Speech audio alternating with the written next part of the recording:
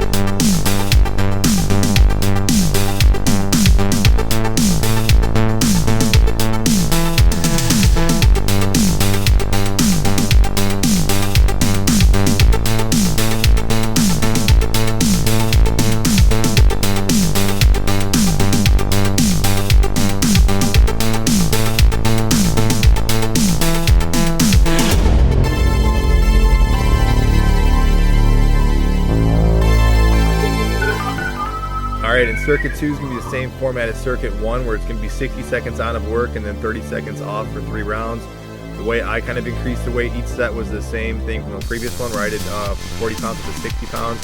It's going to be basically the 3 exercises are going to be a kind of a bench burpee, then into a dumbbell pullover, and then finally a Romanian deadlift. On this first exercise, you can modify this a few ways. You can see I was kind of up against the clock here, just barely made the time once it started, but you don't have to necessarily use a pair of dumbbells. You can use a pair of perfect push-ups. You don't have to jump back. You can step back onto the bench if you wanted to, or you could simply just even not use the bench, just go into a regular burpee for that matter. But I just like kind of doing this exercise, just something a little bit different, a little bit more, I think, harder as far as like on the actual plank position, kind of kicking your legs back, and then also since you're on this little bit incline, you can get kind of like a deeper push-up. So this actually started adding up, especially in the third set with this one. I was definitely feeling this. Even the start of this second circuit, I was definitely getting out of wind and trying to reserve my energy towards the end here. So hopefully you guys can get through this no problem. I'm gonna say a couple things about the Romanian deadlift once we get to it, so I'll see you guys when that exercise comes up.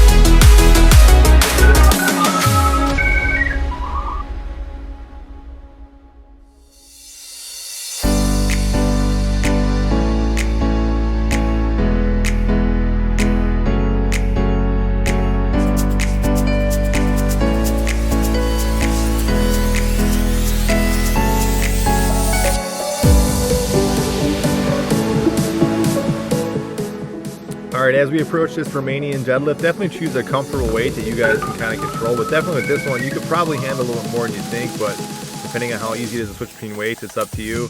I kind of go to a nice, slow, steady pace. You basically just want to have a slight bend in the knee, and then essentially what you're doing is just basically bowing at the hips. That's all you're really doing. So just a slight bend in the knee, and then hinging at the hips, and then as long as you're keeping your back nice and straight. And then as you're kind of coming up, you're thinking about squeezing your glutes and also your hamstrings as you're rising up out of the bottom of this exercise. This is always one of my favorite kind of back and even leg exercises I like to do. It works for most people. If you're not used to doing this, a big problem is just kind of arching the back. That just kind of takes a little bit of practice. There's a number of different cues to kind of how to do that, but primarily it's just I would use a mirror and kind of practice this exercise beforehand. If you can't do this exercise, you can always essentially just pick no weight and just practice doing this for a little faster cadence without reps. That's an option if you feel like this weight is kind of bothering you or aggravating your back. That's something kind of to work with. So that's this end of circuit 2 that I'll be kind of letting you guys finish up with. I'll check back with you guys on circuit 3.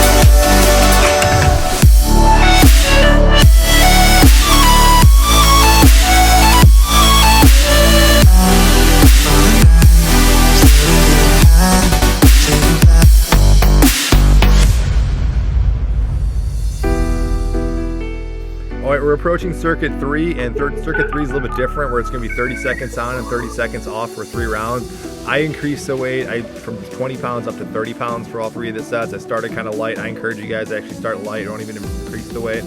The exercises are going to be a standing press, then you take your break, and then it's from the second exercise down to the 5th exercise. We're all back to back with 30 seconds each, and you only will rest after that tricep extension. So you're only getting 2 parts of rest, and that's probably because I actually tweaked this a little bit on the fly once I realized just how hard this stuff was to do a lot of these exercises for a minute. So that's why I kind of 30 seconds. In fact, I wanted to do a lunge, hold the lunge into the shoulder press, but I ended up just doing a standing lunge for you guys because I thought this was hard enough.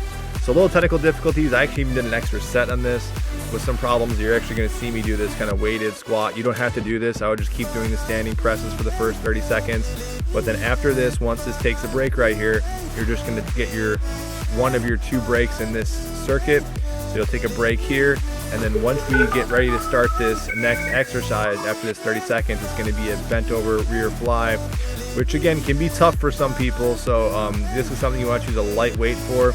Even doing this for 30 seconds, once you start increasing the weight, it can be pretty hard. Anything above, 20 pounds is almost my max with this. So you'll notice when I get up to like 30 pounds with this rear fly, I do a few reps that I feel like aren't necessarily compromising form, but then I kind of modify it where I essentially am bending my elbows in like a reverse bench press. So kind of like a different modified type of a row where you're going to be working more your posterior shoulders. So like I said, I only do this for a little bit. In fact, you can see me here, the weight wasn't actually on the correct way, so I'm adjusting it. But once I get into this, I'll go rear fly, then right down lying into a chest fly, then again right back into bicep curls, then you'll go into tricep extensions, and then you'll get your break, and that ends the first set. So that's pretty much it. I'll check back with you guys at the end of the workout, and I'll see how you guys are doing.